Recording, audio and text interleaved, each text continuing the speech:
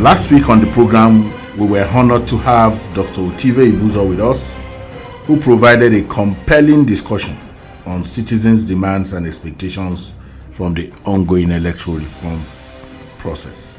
His perspectives were enlightening and sparked a lot of important conversations. This week, we are turning our attention to an equally crucial topic: the practical impact of electoral reforms on the 2023 elections. This is a vital subject as we continue to evaluate how recent changes in our electoral laws have influenced the electoral process and address the needs of Nigerian citizens. My name is Agwu, your anchor. Electoral Reform Hour is a program aimed to fostering inclusive dialogue among citizens from varied backgrounds concerning electoral reform and constitutional amendments.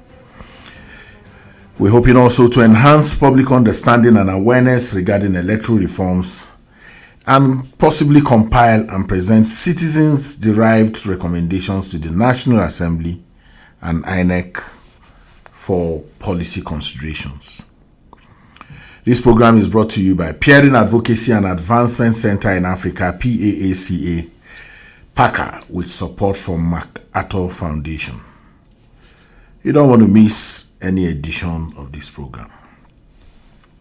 The Electoral Act 2022 represents a significant overhaul of Nigeria's electoral system, designed to enhance the transparency, integrity, and efficiency of elections. Key reforms include the introduction of the electronic transmission of results and the bimodal voter transmission system, BVAS. These technological advancements aim to improve the accuracy of voter identification and results reporting, reducing the potential for vote tampering and fraud. The Act also introduces stricter regulations for political party primaries, promoting internal democracy by setting clear guidelines to ensure fairness and reduce the likelihood of malpractice during candidate selection. During the 2023 elections, the implementation of these reforms brought notable improvements. The electronic transmission of results and BVAS significantly reduced irregularities and boosted public confidence in the electoral process. However, some technical glitches and logistical challenges were encountered, highlighting further refinement and enhancement areas. This discussion will explore the practical impact of these reforms on the 2023 elections, examining how effectively they address previous electoral issues, identifying key areas where additional reforms might be needed to strengthen Nigeria's democratic process further. In today's discussion, we are pleased to welcome Professor Sam Egwu, the resident electoral commissioner of Benue State. Professor Agwu is a distinguished academic with a background in political science and public administration. His expertise in governance and electoral systems has greatly contributed to his current role, where he oversees electoral activities in Benue State. Professor Agwu will share his insights on the practical effects of these reforms in the field, discuss their impact on the 2023 elections, and provide perspectives on the ongoing challenges and future directions for electoral reforms in Nigeria. You're welcome to the program, Prof. Thank you, Agwu. I know I think my introduction didn't quite capture the journey, your journey in public administration, in academic, and then back again into the tough terrain of INEC. I know that given this extensive experience in the electoral system, just give us a brief overview of the key changes you saw that the Electoral Act 2022 provided. Thank you, Izzy. You know, as you rightly pointed out, the 2022 Act signed by President Buhari on the 25th of February was a game changer in the 2023 elections that we conducted in this country. And there are key and novel provisions in that law that are important to recall. The first one is that law directed INEC to give notice of election for 1 calendar year, 360 days, instead of what it was in the past, 180 days.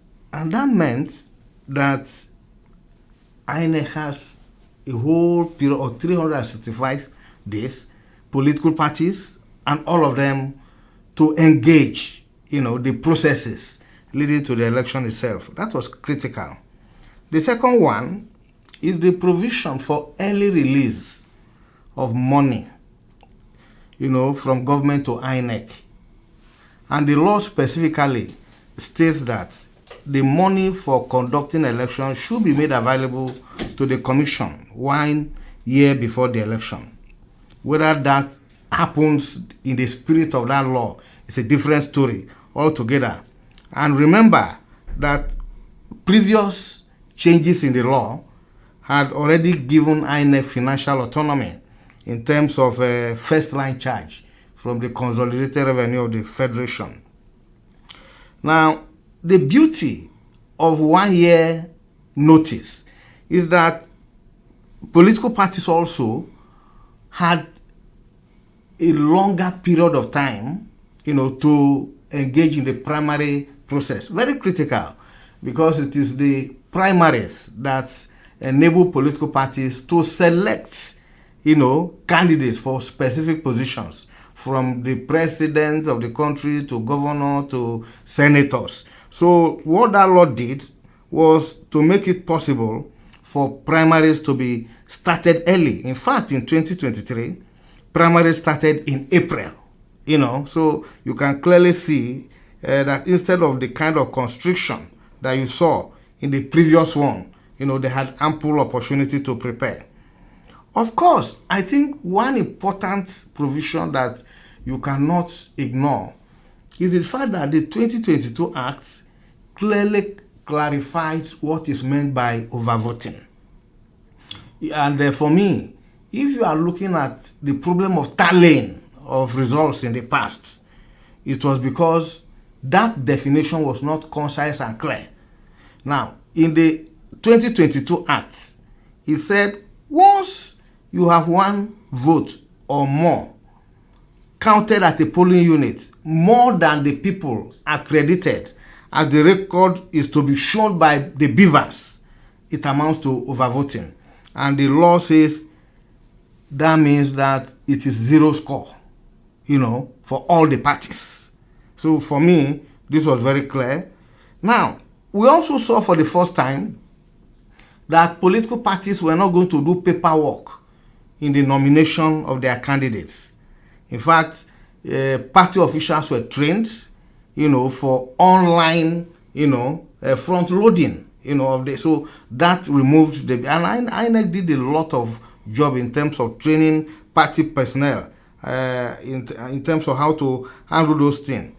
Now, you can go on and on. That law also said that if an election is declared under duress, if, for example, a senator, a member of the House of Rep, holds to ransom the returning officer and say, if you don't announce me, I'll kill you, and the returning officer is forced to do so, that is under duress. The law says that INEC is in the position to review that, and I think this is something that is novel, actually. Yeah. So I know that there are quite a lot of extensive, innovations in the 2022 Act. Yeah. And you've identified quite a few of them. Yeah. So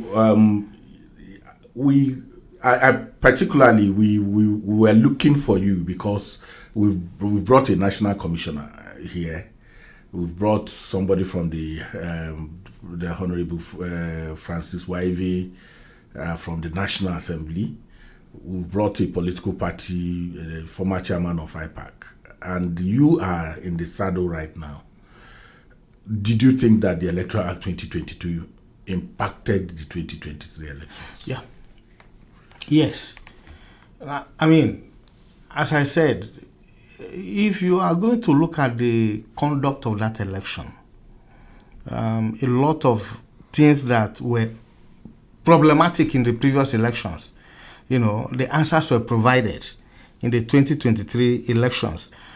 But let me also, from the beginning of my answer to this question, make the point that what really changes the game is not the law. The law is important. If, for example, in 2019 election, some of the courts said no, you cannot insist on the use of smart card readers, because it's not in the law. The 2022 Act protected the usage of beavers, so that type of it made it a very smooth, operation. So you can go on and on to identify different ways in which the law aided the process. Party primaries were conducted very early. Political parties also, as stubborn as they are, tried, to have respect for the beavers. In fact, the fact that you have two levels of accreditation in the beavers, it's either your fingerprint identification or facial before you can go and vote.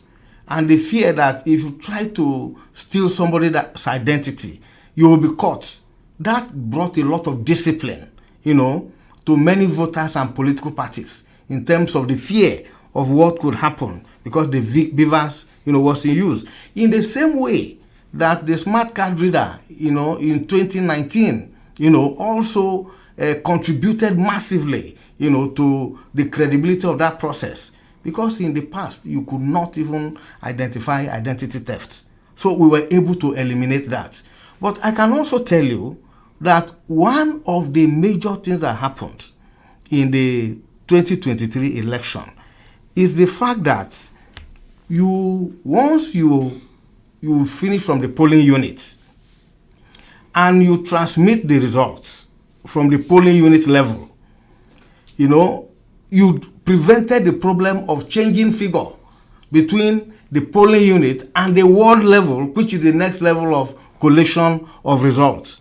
And even though there was a problem in the presidential election, that possibility that you can transmit the result from polling unit into the IREV, it really helped. And we didn't find the kind of sharp practices that attended to previous collation processes, where between the polling unit and the second level of collation, the result changes.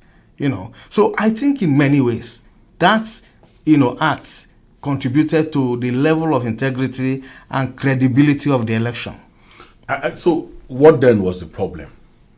Because the furor around the transmission of results, the glitch, and how a lot of people felt that impacted the integrity, the transparency of the electoral process.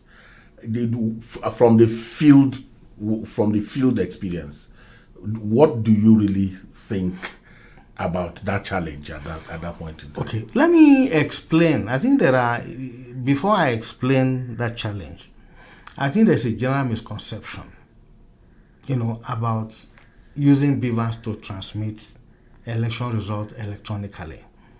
Many Nigerians apparently did not even understand the message coming from INEC, or maybe the message was not well delivered, or because a lot of people thought that process of transmitting results will automatically aggregate results, at the other end, and yet if you look at the individual polling unit results that you are transmitting into IREV, they are individual isolated results.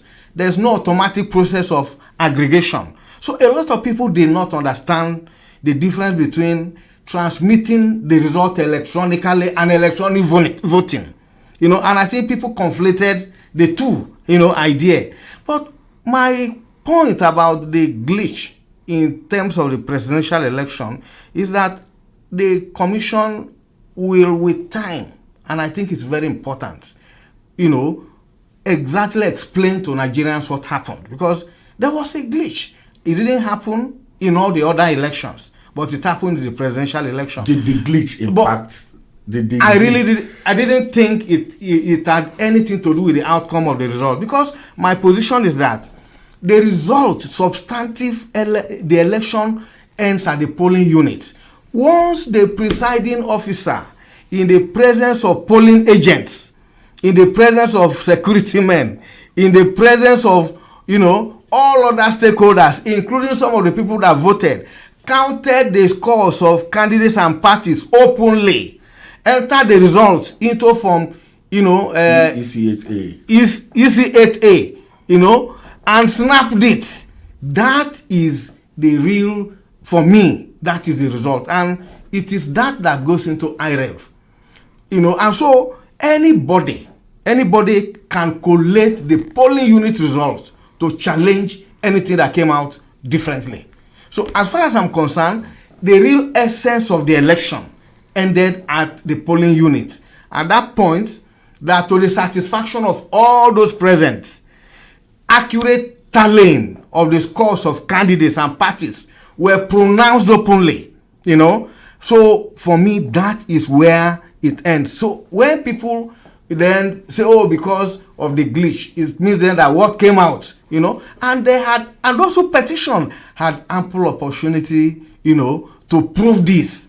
And in fact, let me tell you, the first few days after the presidential election, when the noise was all over about what happened, and particularly for those who naturally felt shortchanged, and they were talking, I thought that the evidence was there, and that they would pack this evidence to go to court. But they went to court and started talking about what happened in FCT, which is very strange, has nothing to do with the substance of that election, And for me, if you remember, and I have very interesting examples, Peter Obi retrieved his mandate from Ngige. The simple story he told at the tribunal is that I won that election. Count the votes again. You will find out that I am the real winner. This is my score. If you check, you will find out Ngige didn't win. And eventually, the tribunal agreed with him after doing that. So me, the substance is the vote. Adams Oshomole later was to retrieve his mandate as governor of Edo, again by going to the tribunal and saying, count it, go and look at the votes again, I am the winner based on what I have collated at polling unit level. So let's not confuse ourselves.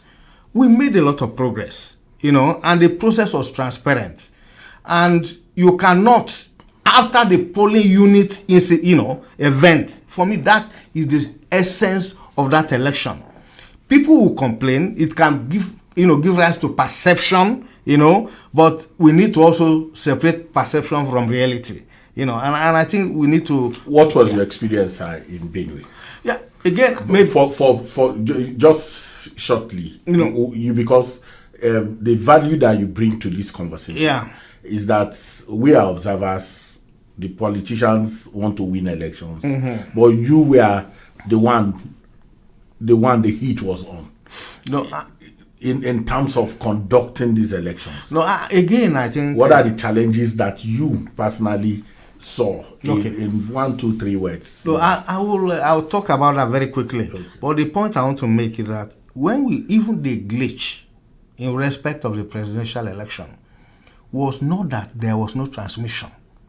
In fact, in Benue, by 3 days after the election, we had attained 95% completion, of that process. And it varied from one state to another. It's not as if there was no transmission of the presidential, election result at all. I think people need to know this. It's not as if it was a total glitch and nothing was It didn't happen in real time. And I think it's that language of real time, that is a problem. Now, talking about what are the challenges of the election, there are two that I want to draw attention to. The number one problem in every election, and in the 2023 election, is the behavior of the actors. Each time we discuss election in this country, and citizens have grievances, they always focus on INEC. But people need to also understand that a lot of things are happening in the electoral process, ranging from vote buying, use of violence in places where people think they do not have enough support. These things are perpetrated by politicians. The act of declare this result, by force, is something perpetrated by politicians. I think that we need to draw attention to the role of actors in the electoral process. And that is why we can continue to amend the law. Everybody is excited that there's another opening, for electoral reform, and that we can do many more changes.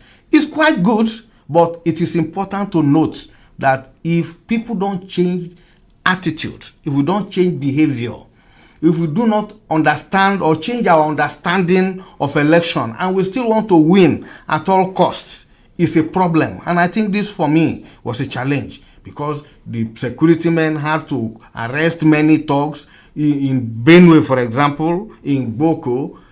Even with all that we have done, a young man was still stealing ballot box. Because if you know the law is very clear, if you steal the ballot box from a polling unit, that polling unit is zero. And they were still doing it, and some of them were injured, some of them were killed. So this is something that we need to put squarely, on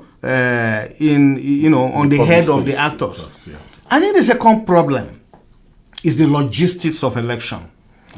And the logistics of election is a problem, not because as a commission there is no detailed or exhaustive preparation for logistics to succeed, but there are many challenges that you encounter. And I'll give you, the commonest one. Apart from the fact that there are difficult terrains that it's difficult to reach, there are parts of this country you require human beings to even carry people on their back, and they are paid. There are many polling units that are located in creeks, particularly in the riverine area of Niger Delta and many parts of Nigeria, including Niger, including Plateau, including Nasarawa, places you cannot reach, Apart from these common ones, is that we have a framework of doing logistics. INEC has an MOU with the road transporters, the National Union of Road Transport Workers, with the National Union of Road Transport Owners, and with the people who use boats, the maritime workers, Yes. Yeah. And this framework is a framework. Implementation can be difficult. For example, in many instances, you have agreed with transporters. The price is uniform, paid by INEC. On the day of election, some of them say, no, that money is too small. You need to double it. And if you don't give additional money, we are not moving. What do you do? We've had situations in many places, particularly in the maritime, where we require boats, where politicians on that day will come and probably pay for all the boats, and then the commission had arranged, and then they say, oh, sorry, we are not going again, So these are issues that, or some of our own officials who try to shortchange the commission. You ask your electoral officers, how many vehicles do you need? So that there will be no challenges, there will be no delay, and that we are in the position to open our polling units by 8:30. And he said, no problem, I need 150 vehicles. You may end up taking 80. So there are many problems. We are heading out to Yeah. a break shortly. Yeah. But in the course of the conversation, it just hit me that you were also resident electoral commissioner in Niger. Yeah. For almost For 5 years. For 5 years. So you have a lot of experience. Briefly, just briefly, these technological innovations that we have. Because a lot of people don't understand beavers. They don't understand first IVED, beavers, IREV. Is this something you can touch before we go on break and then? Yeah. Thank you. You mentioned the beavers, and then you mentioned the IVED and IREV. Now, basically, IVEDs and beavers are the same tablets or type of machine. The only difference is that it is during voter registration that we use IVED. Then when it comes to conducting election, the same machine is reconfigured to do two things. And that is why beavers is critical. Beavers actually is different from the smart card readers we used previously because there are two levels of accreditation. That's why it is bimodal.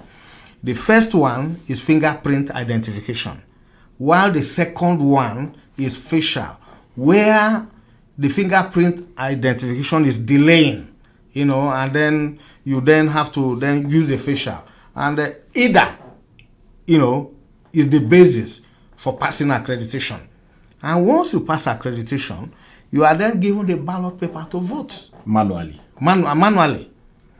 Then after the election, with polls closed by 2:30, of course, the last person on the line, on the queue must vote.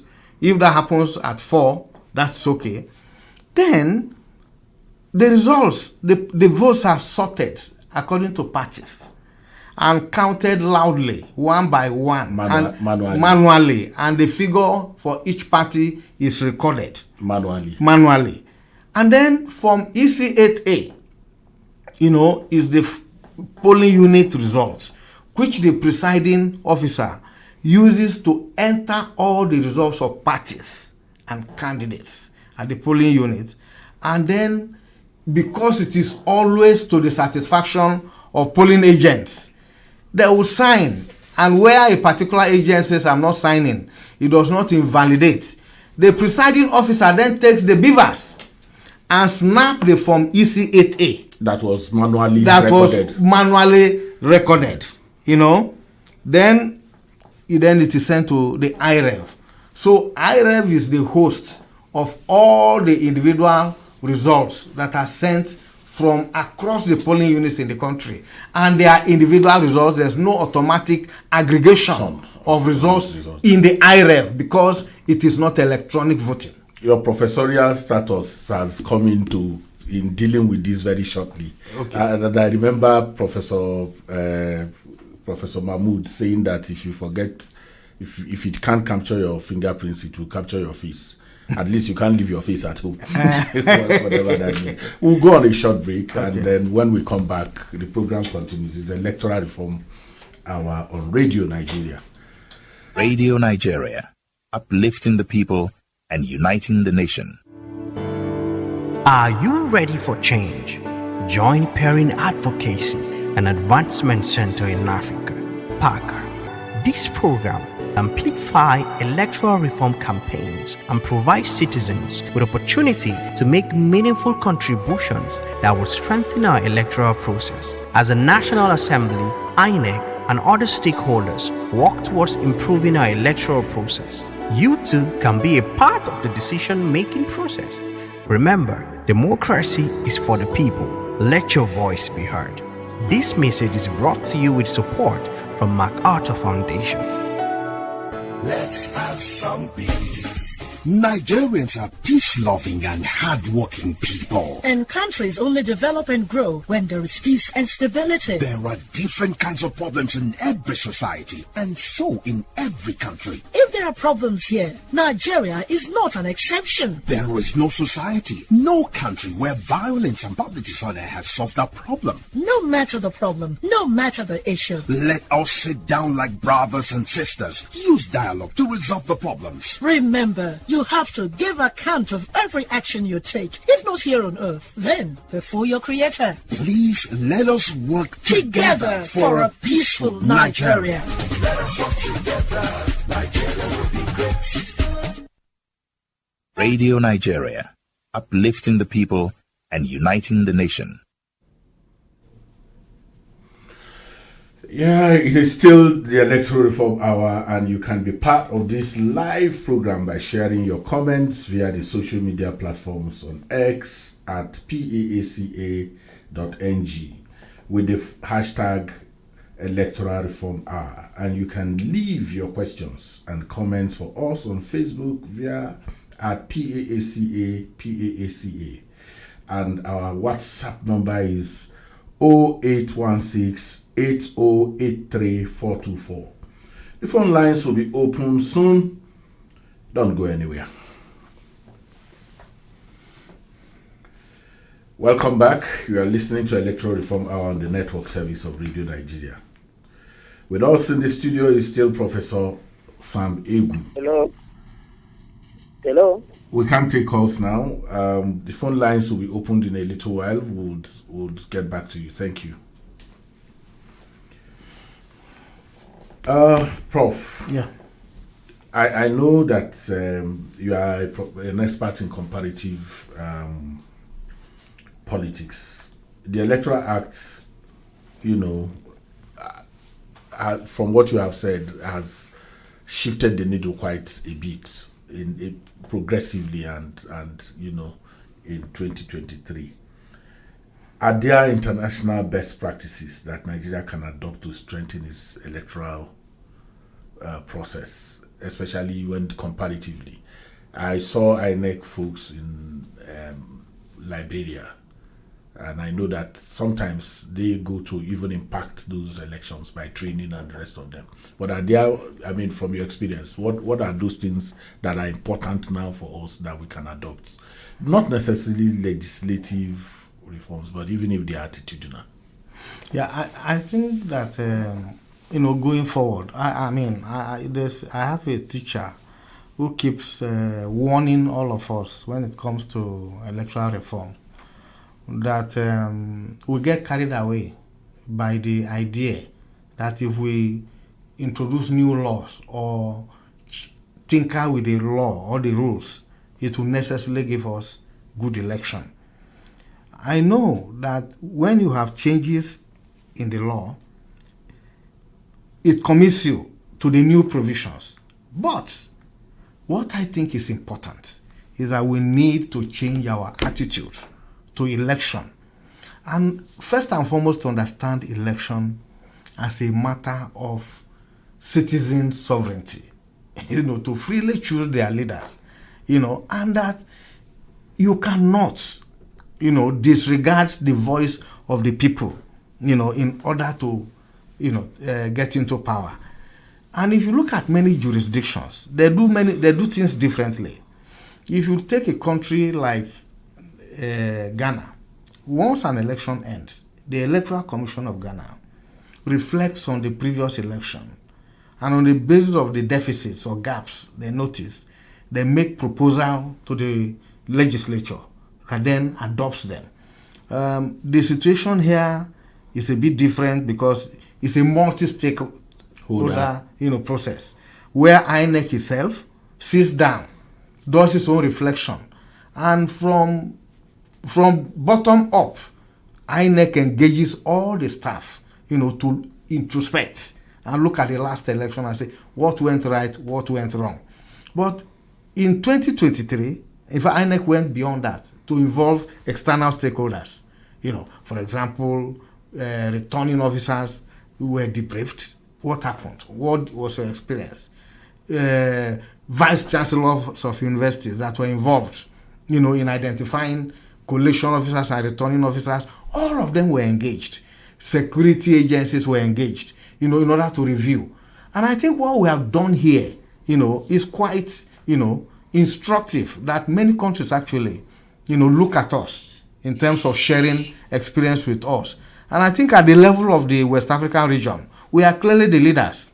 I mean, we've done well, we've supported Kenya, we've exported our expertise elsewhere. I wouldn't say there are best practices. What works for a country is what we should do. And I think our own process has been very thorough, and at every election, we do this review. And we identify what are those gaps that we need to, so I think we've done well in this regard. We can open the phone lines now for calling. You can now join the conversation by calling 09150910 0910 0910 You can also leave your questions and comments for us on WhatsApp at 0816-8083-424 and on X at Pakapaka NG and Facebook. These questions can come in and then we'll... Hello, good evening. Good evening. Welcome to Electoral Reform Hour on Radio Nigeria. Can we meet you? Thank you very much for having me. This is Abubakar Musafali from Bida, Niger State. Abubakar from Niger State. Can we have your questions or comments? Okay, I appreciate the level of the way your guest has been analyzing issues. It's very interesting listening to him.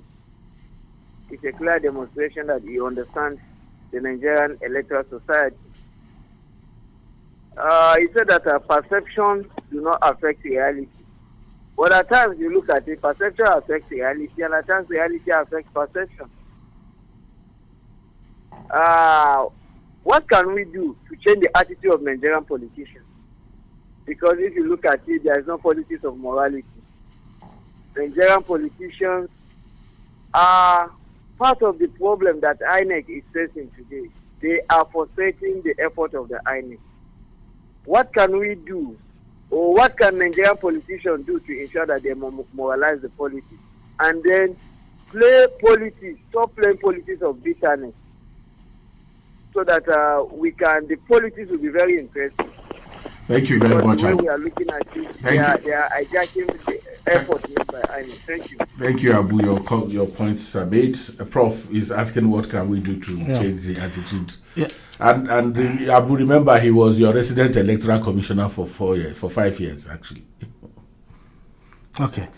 Abubakar, I agree with you that perception and reality can mean the same. But it is not, you can have a perception that is wrong perception. So when I said, you may have a perception that is wrong, separate from reality, I was only making that distinction. As a social scientist, I can't deny the fact that perception and reality can mean the same. So we don't have any disagreement as such.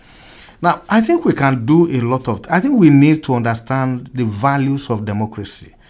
During the Babangida era, there was an attempt to establish the Center for Democratic Studies in Buhari. And if you look at the spirit of that institution that was created under General Babangida, it was basically to provide a platform for politicians to come and reflect and learn the values of democracy. You don't practice democracy because, other countries are doing it. The choice of democracy, as a form of government is deliberate because it is about giving back to citizens the power to decide who their rulers are. It is also about participation. It is about freedom for people to choose. And it is and it is about accountability. Thank you. Hello, good evening, Prof. Let's take this call. Yes, hello, good evening. Electoral Reform Hour, Radio Nigeria. Yep. My name is Abdullahi Mustafa Muhammad JIP, calling from Bida. Abdullahi Mustafa. Yeah. My take on this INEC reform, INEC electoral reform, I think the INEC has been performing excellently well by the political actors, politicians, and some of the other actors or other stakeholders as well, making the whole system look stupid. Which I think what electoral reform should be allowed by INEC to lead by presenting a bill where amendment is necessary, should be by INEC to the National Assembly. Because the politicians who are given that constitutional right to this National Assembly, some of them are politicians, partisans in nature. So most of the electoral reform they do forward is to favor their interests and their party. So there should be sincere political will, societal purpose in all the entire process, and the electoral malpractices and all the electronics introduced. If we want it to work perfectly, there should be INEC should be given independent right to arrest, prosecute, and make sure all the lawful weapons should be used against any deterrent, so that in future election that shouldn't happen. Thank you very much. Thank you. Thank you for your comments. Thank you. So as I was saying, we need to return to the values of democracy, and that citizens, politicians, political party leaders, they need to understand the basic values underpinning a democratic society, and let us sustain those values. But if we don't even know these values, if we don't internalize them, and we jump into the game of politics because power gives wealth, then there will be a problem. But I think this country must begin to think of creating this incentive for power. Hello. Electoral Reform Hour on Radio Nigeria. Can we meet you? Hello. Please. Hello? Yes, thank you. Welcome back. Yeah. So Adam West from Suleja. Adam's from West. Adam West. From Suleja. From Suleja. I can just try to make some little contribution here. The electoral reform, fine. Yes, we have seen a lot. The appointment of INEC is done by the presidency. So in most cases, I get confused. The issue of reality of INEC, giving us the fact of elections when it comes to presidential elections and government, but they have been employed, they have been guided, they have been controlled by the presidency. That's one. Then secondly, in fact, those crossing carpet should be dealt with. That's what I said. I had that discussion over some time now that those who are crossing carpet, those who are crossing from one party to the other, you have to relinquish your position. But this has not been effective. The situation whereby election was going on, the result sheet has been written already, and they still allowed that result to take place. It happened. It happened in my presence. So I hope a lot of things like that will be addressed. If we want a case like that happen, but if the thing that election to be cancelled outrightly. But this one, it was allowed. The winner was announced, and when the election was even going on, they did not conclude it. But the result sheet has been written out. We're going to get Nigeria. Thank you. Adam West from Suleja. Thank you, Adam West. So listen on to ensure that you listen. Hello, good evening. Hello, good evening, sir. Good evening. Who are we meeting? It's Fubara, I guess. It's not Fubara, it's Zeze. Okay. My name is Ibrahim, popularly known and called Orator from Lafiaji in Kwara State, sir. Okay, from Kwara. From Lafiaji, from Kwara State. From Lafiaji, welcome. It's Electoral Reform Hour on Radio Nigeria by Peering Advocacy and Advancement. Yes. I had your conversations. That is why I want to make a little contribution. Sir, you see, the problem of our electoral body in Nigeria, what we need, for or reform or electoral reformation, sincerity, transparency, and justice. That is the only three things that is lacking from the electoral body of Nigeria. And you have to start from the federal INEC down to the local government. You see, in the whole country, whoever won either opposition or ruling party, then they will do justice. But here, starting from INEC, that was especially electoral officers now, they should deviate from the money. They should deviate from the money. Thank you. Have you been listening to us? Have you been listening to the program? Have you been listening to the program, or you just joined now? I'm just joining, sir. Okay, try and listen a bit more so that you can get the flow of our conversation. Thank you very much. Prof. Yeah, let me talk. Let me respond to what. Good evening, sir. Good evening. I am Alhaji Brian Gao from Badejik in Chacha local government of Niger State. Good evening, Mr. Guest. The topic of your discussion today is very important and interesting. I would like to tell you Nigerians that failure in election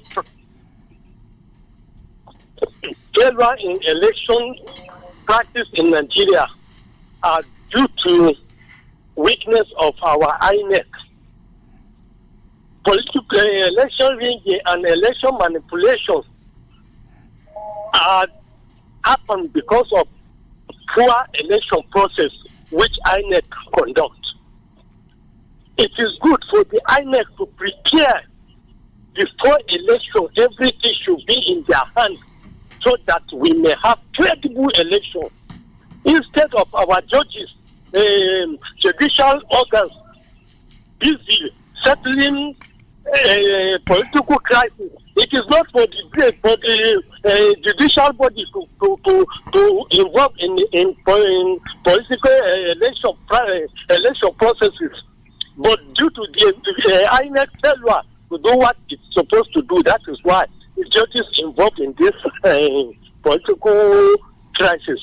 For that, we are advancing our INEC to amend themselves and correct future occurrence of all sorts of crises we are having in Nigeria. Okay, thank you very much. I think we can respond to a few of the questions. Yes, let me respond to Mr. West. The president does not appoint the INEC chairman and the members of the commission. The president nominates, and then it is subject to approval by Senate. And we have seen that it is not all nominations from the president that go through. I think about 2 years ago, there was a big one, and somebody proposed by the president or nominated to become a national commissioner was turned down. So what we need to do is to ask the Senate to be more rigorous in their scrutiny of people nominated by the president. I think that is very, very important. The other point I want to respond to is that the judicial process is part and parcel of election. If you don't leave that window for those who feel aggrieved to go to court, the only alternative will be to take the laws into their hand or resort to self-help. We can't manage that. But I think I understand your point that the judiciary itself has shown over and over that it is not trusted, in terms of resolving electoral disputes in impartial ways that will satisfy citizens. I think that is my take, home point from, your contribution, that the judiciary has messed up the confidence that people have entrusted in them, and that for you to have a democracy, it's important that the judiciary must be strong, must be viral, it must be free, and I think that's exactly what many Nigerians are saying, that you cannot have a situation in which the courts will determine who becomes a governor. But Prof, if you take and I'm sure you know this, if you take a statistics of what eventually goes to court after elections, we've not been able to make a distinction, the ones that have to do with the conduct of the election and the one that has to do with the behavior or misbehavior of the politicians and their political parties. Yeah, but that's true. But because it is mixed up. People always think that all the matters that are in court has something to do with the conduct. No, I think that's actually, of course, there are issues that are about conduct. There are issues that are outside the conduct. Some of them are even pre-election matters. That's what I'm saying. So we need to make the distinction. But what is important is that Nigerians have reservation about the integrity of the judiciary. And I think they need to get this message very clearly and put their own house in order. Because if you don't have confidence in the judiciary, then society will go... But they also don't... A lot of people don't also have confidence because it's in confidence in INEC. Because you see that these things are...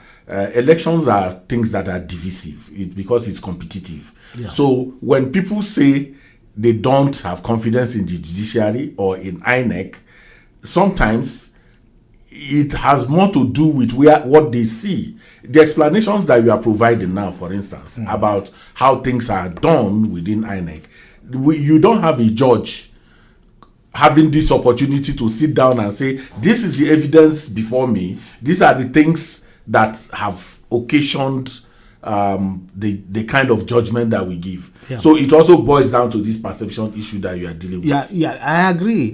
But what I have always told people is that people have, it's legitimate to criticize INEC. I don't have problem with it. But what I also know is that this is one organization that has been very responsive. If we are not discussing the type of election we conducted in 2007 today, there are fundamental changes, that have occurred. So in that sense, INEC may not be perfect, but it's a listening organization.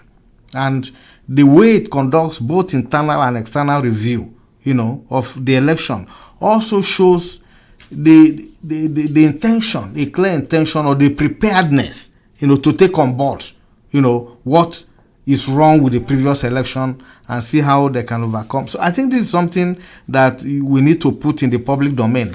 That level of responsiveness to what people are saying, I think is something that I see. It's still Electoral Reform Hour on Radio Nigeria. It's brought to you by Peering Advocacy and Advancement Center. We can squeeze in one or two calls. 091 5091 0482 091 5091 0483. Our WhatsApp. Hello. Good evening again. Good evening. Quick one. Yeah, this is Ibrahim Orator from Latte Agwu. My idea is that the INEC should stand firmly as an independent body. Secondly, the INEC, the local government election should be conducted from the INEC, start from the national level. Thank you, sir. Thank you very much. Prof, you can wrap up all of this now with your final thoughts and then some other things that you want to share in terms of conducting election in one day. You've had that conversation all over the place about the need to conduct all elections. You are in the field, you feel this thing, you wear the shoes. What do you think? And then give us your final thoughts. I hear Nigerians very clearly, and I understand the context in which they're expressing this concern. I think even some of us who work in INEC are worried about the cost of election in this country. The fact that the country is permanently conducting elections. I mean, just in the last, I just heard a senator passed on, then a House of Rep passed on. That means in the next 3 months, INEC will go back to those places to conduct elections. So I think there's a concern about cost of election. And so many people think that you can solve that problem by conducting all the elections in one day. I understand the sentiment, but it is not something that will promote the integrity of the electoral process. It is possible for some urbane, enlightened voters, to be able to have 5 ballot boxes, that of Senate, that of House of Rep, that of Governor, that of President, in one day. But in many rural areas where 70% of Nigerians reside, you are not going to get anything that, is going to be reasonable. So I think that we need to deal with the concern, but the answer does not lie in conducting all the elections in one day. And you are talking about, it may not increase the number of ad hoc staff, but certainly the logistics is a nightmare. It's going to be an absolute nightmare. And for so many semi-educated and illiterate voters, it's complete disaster. Yes, but conducting an election in one day will not be cured by, people who pass on, for instance. There's no way there is a calendar that somebody is going to die and all of that. So I was alluding to the whole concern about cost of election and the fact that you keep conducting election and people are saying, it's the time. I think we need to extend when we have a professor. We should extend the time but it's not in my power to do that. Okay. Special thanks to our guest, Professor Sam Egwu, Resident Electoral Commissioner, Benue State, and also one-time commissioner in Niger State.